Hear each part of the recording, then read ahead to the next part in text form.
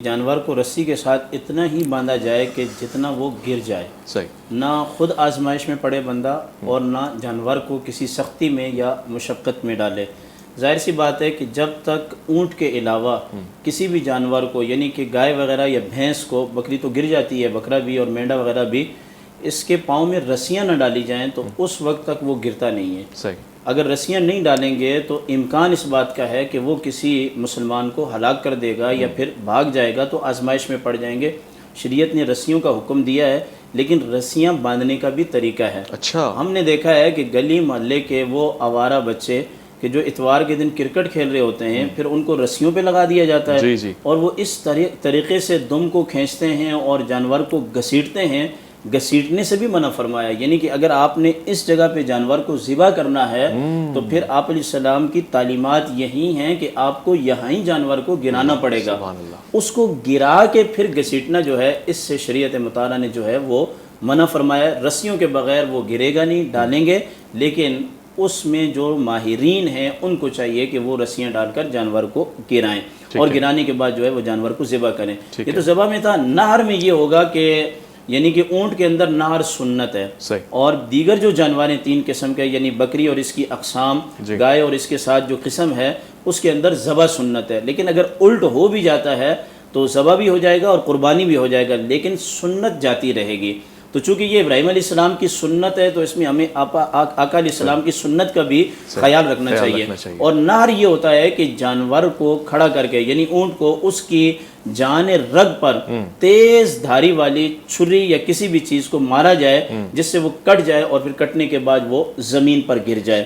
اور اس کے بعد جو یہ عوام میں مشہور ہے کہ اس کو پھر 3 جگہ سے کاٹو، پتہ نہیں کتنی جگہ سے، یہ سب غلط ہے. ایک ہی مقام ہے. جب اس کو گرایا جائے تو گرانے کے بعد وہ جانور کیا ہو جاتا ہے، وہ نہر ہو جاتا ہے اور سنت جو ہے وہ ادا ہو جاتی ہے. خوبصورت ہے. اچھا قریشی صاحب، یہ ذرا سمجھائیے گا، اکثر اوقات یہ سوال پیدا ہوتا ہے کہ جب آپ نے ذبح کرنے کے لیے چھری پھیر دی ہے تو بہت سے افراد کچھ دیر کے لیے چھوڑ دیتے ہیں، بہت سے افراد اس کی گردن پہ پانی ڈالتے ہیں، ٹھنڈا کرتے ہیں، بہت سے افراد اسی وقت قصائی حضرات کھال اتارنا شروع کر دیتے ہیں. سب سے بہتر طریقہ کیا ہے؟ نہیں، یہ سب غلط ہے. جب تک جانور ٹھنڈا نہیں ہو جاتا، جب تک کہ آپ کوئی اس کا کام جب ذبح ہو گیا تو آپ اس کو چھوڑ دیں جب تک وہ ٹھنڈا نہیں ہو جائے.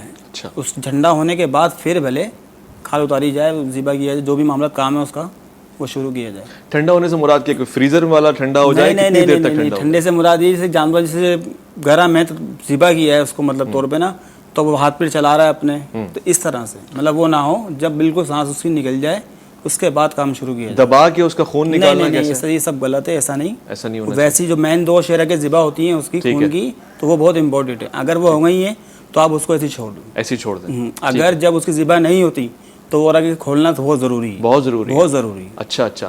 اچھا، ایک گوشت ہوتا ہے جانور میں، ہم پتہ نہیں اس کو حلق کا کہیں یا کیا کہیں، وہ صحیح نہ کٹے یا اس کا کھانا حرام حلال ہوتا ہے، اس میں ذرا بتائیے گا وہ کون سا حصہ ہے؟ نہیں، وہ کوڑی ہوتی ہے، جیسے کہ لوگ کھڑی چھری مارتے ہیں، حرام مغز میں جاتی ہے. اچھا. تو وہ چیز حرام ہے. ویسے مین شرح وہاں تک جانا صحیح ہے، صحیح ہے، بالکل ٹھیک ہے. لیکن جو مین حرام مغز سے اگر وہ ذبح ہو گیا، مطلب وہ کاٹ دیا، تو وہ پھر مغلوب اس پہ چلے جاتا ہے. پتا وغیرہ بعض اوقات نکالتے ہوئے کلیجی اگر کٹ جائے، چھرا لگ جائے، پھٹ جائے، تو ایسی صورت میں آپ کیا کرتے ہیں؟ کام کرنے والے کے خیر بہت آسان ہے، ان کے لیے ایسا نہیں ہوتا. جو نئے لوگ کام کر رہے ہیں ان کے نہیں ہو جاتا، ان کے ان سے پتے پھٹ جاتے ہیں. لیکن ہم لوگ جیسے کام کرتے ہیں تو ہم لوگ اپنے حساب سے صحیح نکال لیتے ہیں. کام کرنے والا کوئی بھی ہو، میں بینیفٹ کوئی بھی بندہ ہو، کاریگر جو ہوگا کام کرنے والا وہ ویسے ہی نکال لے گا، اس کو کوئی ایشو نہیں ہے. ٹھیک ہو گیا. اچھا، یہ بھی مجھے بتائیے گا، کبھی نہ کبھی خدا نہ خواستہ کام ہی ہے، اللہ آپ کو محفوظ رکھے اور آپ کو حفظ امان میں رکھے، کبھی چھرا لگ گیا، ہلکا سا کٹ لگ گیا، جسم سے خون نکل آیا، قربانی کے جانور پہ ظاہر گوشت ہے، مکس ہو جائے، ایسی صورتحال میں کیا کرتے ہیں؟ نہیں، ہم بینڈیج کر کے فی الحال تو وہ کام کرتے ہیں، اس کو کوئی ایسا ایشو بنتا نہیں ہے، لیکن بینڈیج کر کے ہم اپنا کام کرتے ہیں. کر سکتے ہیں. ٹھیک ہے. مفتی صاحب، یہ ذرا مسئلہ ہے، اس کو ذرا اس میں آپ نے 2-3 باتیں کہی کاشف قریشی صاحب سے. ایک بات تو یہ میں پہلے بتا چکا کہ یہ 2 رگوں کا کہہ رہے ہیں، 3 کا کٹنا جو ہے وہ ضروری ہے. ٹھیک ہے. دوسری بات، یہ ٹھنڈے کی بات چل رہی ہے تو مراد اس سے ٹھنڈا نہیں ہے، مراد اس سے اس کی روح کا نکل جانا ہے. بالکل بے شک. یعنی کہ جب روح نکل جاتی ہے تو اس کے بعد جانور ٹھنڈا ہو جاتا ہے. شرعی معنی میں ہم اس معنی میں لیتے ہیں اور عوام میں اور عرف عام میں اسی معنی میں لیا جاتا ہے. اب یہ جو بات آپ نے ان سے پوچھی ہے، اس بات کا مقصد یہ ہے کہ جب جانور کو ذبح کیا جائے تو ذبح کرنے کے بعد اس وقت تک اس کی کھال کو نہ اتارا جائے جب تک کہ اس کی روح نکل نہیں جاتی. اچھا. اور روح کے نکلنے کا جو ماہرین ہوتے ہیں قصائی ان کو پتہ ہوتا ہے کہ وہ جب 2 4 5 منٹ گزر جاتے ہیں، کچھ کی جلدی نکل جاتی ہے، کچھ کی دیر سے نکلتی ہے. جیسے انسانوں میں روح کچھ کی جلدی نکلتی ہے، کچھ کی دیر سے نکلتی ہے. یہ کچھ تاثیر بھی ہوتی ہے. ایسی بات نہیں ہے کہ جانور جو ہے وہ گناہگار ہوتا ہے، جانور تو مکلف ہی نہیں ہے، یہ بات آپ ذہن میں رکھیں. تو اس میں یہ ہے کہ جیسے روح نکل جائے تو پھر اس کی ٹانگوں پر ہلکا سا مارتے ہیں. اچھا. اگر وہ حرکت کریں اس کی ٹانگیں تو پتہ چلا ابھی اس میں جان باقی ہے، تو ابھی ہم نے کھال نہیں اتارنی، کیونکہ اس سے منع کیا گیا ہے کہ جان ہو اور اس کی کھال کی کارروائی جو ہے وہ شروع کی جائے. تو روح نکل جائے، اطمینان ہو جائے اس کے بعد. اور دوسری بات آپ نے درمیانی گفتگو یہ ارشاد فرمائی کہ تھوڑا سا ذبح کرتے ہیں تو پھر رک جاتے ہیں، پانی وغیرہ ڈالتے ہیں. اس میں خیال کریں کہ اگر ایک آدھ رگ کٹ گئی اور کٹنے کے بعد اس کی روح نکل گئی، باقی رگیں بعد میں کاٹیں تو جانور کا کھانا بھی آرام ہوگا اور پھر وہ ذبح بھی نہیں ہوگا. جب ذبح نہیں ہوگا تو پھر وہ قربانی بھی نہیں ہوگی. یعنی کہ ہم نے جو کاٹا پیٹ کرنی ہے وہ ساری اس وقت کرنی ہے کہ جب تک جانور کے اندر جو ہے وہ جان باقی ہے. کیونکہ اس میں ہم نے نجس جو خون ہوتا ہے نا، اصل ذبح کا مسئلہ جو ہے وہ یہ ہے کہ اس کے جسم کے اندر جو دم مسفوح ہوتا ہے، جو کپڑے پر لگ جائے تو نماز بھی نہیں ہوتی. اسی طرح آپ کو یاد ہوگا کہ کتابوں کے اندر آتا ہے کہ امام اعظم سے کسی نے مسئلہ پوچھا کہ آپ بتائیں کہ خون لگ جائے تو حکم کیا؟ تو آپ نے فرمایا کہ 1 درہم کی مقدار جو ہے وہ معاف ہے. تو آپ پہ خون لگ گیا تو آپ تھوڑا سا درہم سے کم تھا تو آپ نے دھو دیا. تو کہا حضور وہاں آپ نے 1 درہم کا فتویٰ دیا، یہاں اتنا آپ نے جو ہے وہ قطرہ بھی پسند نہیں کیا. تو فرمایا وہ ابو حنیفہ کا فتویٰ ہے اور یہ ابو حنیفہ کا جو ہے یہ تقویٰ ہے. تو یہ جو دم مسفوح ہوتا ہے نا، ذبح کا خون، جیسے کہ میں نے آیت پڑھی، یہ نص سے حرام ہے.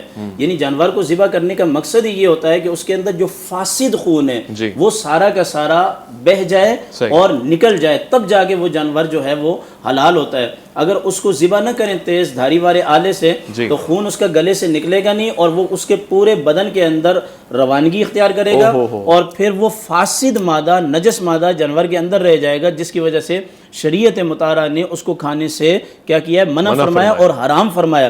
اور اس میں شریعت سے زیادہ ہمارے لیے فائدہ ہے کہ ایسا جانور کہ جس کو ذبح کے وقت اس کا خون نہ نکالا جائے اور خون نہ نکلے، فاسد خون جسم میں باقی رہے تو اس سے طبیعت کو نقصان بھی ہوتا ہے اور اس کے اندر جانوروں سی عادات اور خوبیاں بھی بندے میں پیدا ہو جاتی ہیں، جس بنیاد پر پھر وہ اللہ اور اس کے رسول کی نافرمانی بھی کرنے لگتا ہے. یہی وجہ ہے کہ جو لوگ حلال اور حرام میں فرق نہیں کرتے، آپ دیکھیں گے حلال کھانے والے شریعت کے تابعدار ہوں گے اور جو مردار اور حرام چیزوں کو کھاتے ہیں ان کے اندر شریعت مطہرہ کی جو ہے وہ کیا ہوگی؟ خلاف ورزی ہوگی. ٹھیک ہو گیا. اچھا ایک چیز تھوڑا سا جو آپ ان سے پوچھ رہے تھے کہ یہ خون عقدہ، ہاں کہ اوپر سے کاٹیں یا نیچے سے کاٹیں، یہ لبا یہ سینے کا اوپر کا حصہ سب سے اوپر، اور یہ جو ابری ہوئی ہڈی ہوتی ہے اس کے درمیان کاٹا جائے. لیکن بعض قصائی کیا کرتے ہیں؟ اس سے اوپر چلے جاتے ہیں اور وہ چمڑے کی لالچ کرتے ہیں. خیر ابھی تو جو ہے وہ چرم کی اتنی قیمت بھی نہیں ہے. اگر اوپر سے کاٹیں گے تب بھی تمام رگوں کا کٹنا جو ہے وہ ضروری ہے، یعنی 3 کا کٹنا ضروری ہے. اگر اوپر سے کاٹا اور 2 کٹ گئیں یا 1 کٹ گئی تو جانور حلال نہیں ہوگا. لیکن شیخ احمد رضا خان فاضل بریلوی علیہ رحمت نے لکھا ہے کہ ہم جا رہے تھے اور ایک جگہ بکری کو ذبح کیا جا رہا تھا اور وہ عقدہ کے اوپر سے ذبح کی جا رہی تھی، بالکل یہ جبڑے کے ساتھ سے ذبح کی جا رہی تھی. تو فرمایا کہ میں نے مشاہدہ کیا تو مشاہدے میں یہ بات آئی کہ اوپر سے بھی اگر صحیح طریقے سے ذبح کیا جائے تو چاروں کی 4 رگیں جو ہیں وہ کیا ہوتی ہیں؟ کٹ جاتی ہیں. ٹھیک ہو گیا. میں یہاں پہ آپ سے پوچھنا چاہتا ہوں وہ مسائل جو آپ کو درپیش رہتے ہیں ذبح کے دوران، عوام کی طرف سے، لوگوں کی طرف سے یا ان کی طرف سے جن کا جانور آپ ذبح کر رہے ہوتے ہیں، وہ کیا ہے؟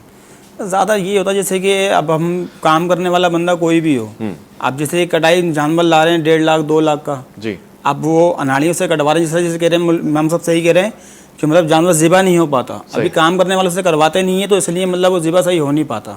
اگر یہ کام کرنے والوں سے کروائیں گے مطلب اس کا جو بھگتان ہے اس کو دینا ہے، معاوضہ جو بھی ہے اس کا وہ دیں گے تو کام ہو. اب وہ دے رہے ہیں مطلب کم سے کم اور کسائی کے ہیں کرنے والے تھوڑے زیادہ، تو تھوڑے پیسے بچانے کے لیے اپنے اس لیے وہ یہ کام کرتے ہیں. کم سے کم معاوضہ کتنا ہوتا ہے اس سال کے حساب سے اور زیادہ سے زیادہ؟ اب جیسے میکسیمم جانور لوگ لے کر آ رہے ہیں 1 10 1 20 کا، تو اسے کم سے کم میکسیمم پہلے دن چل رہے ہیں 15,000 روپے کام کرنے والے کے. اب وہی اس میں کہ موسمی لوگ ہیں جو کام کر رہے ہیں جیسے کہ شوقیہ طور پہ نکلیں کہ 8,000 میں اور 6,000 میں ذبح کر رہے ہیں، تو ان کے نہیں پھر آدمی سے بات ہے وہ ایسا ہوتا ہے، تھوڑا بچاتے ہیں پیسہ تو اس لیے یہ ہوتا ہے.